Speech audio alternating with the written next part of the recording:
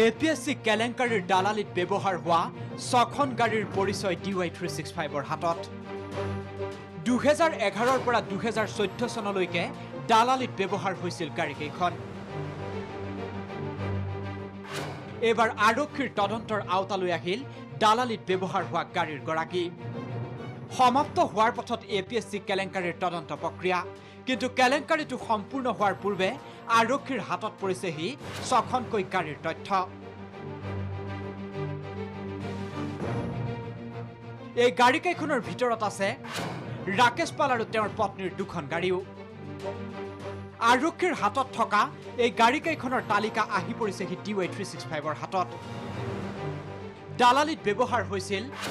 ৰাকেশ পালৰ সিলভাৰ ৰঙৰ Chevrolet beet গাড়ীখন গাড়ীখনৰ পঞ্জীয়ন নম্বৰ AS01BB0505 দালালিত ব্যৱহাৰ হৈছিল সুনন্দা পালৰ এখন জাইলো গাড়ী বগা এই জাইলোখনৰ নম্বৰ AS01BP0006 দালালিত ব্যৱহাৰ হৈছিল মৃদুল মৰাণৰ AS01BP0004 নম্বৰৰ এখন বগা ইকো স্পৰ্টছ গাড়ী অনুপমা পালৰ ভাইলেট ৰঙৰ এখন নেনো গাড়ী গাড়ীখনৰ পঞ্জীয়ন নম্বৰ AS01BK2345 শিবু বণিকৰ বগা এখন ডাষ্টাৰ গাড়ীও ব্যৱহাৰ হৈছিল এই দালালিত গাড়ীখনৰ পঞ্জীয়ন নম্বৰ AS01BD1234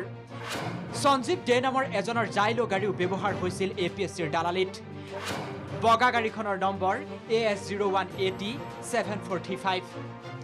DY365ৰ হাতত পৰা তথ্য মতে আৰক্ষীয়ে এই গাড়ীকেইখনৰ গৰাকী শীঘ্ৰেই জেৰা কৰাৰ সম্ভাৱনা আছে তদুপৰি আৰক্ষীৰ হাতত পৰিছেহি বহু এনে বিস্ফোৰক তথ্য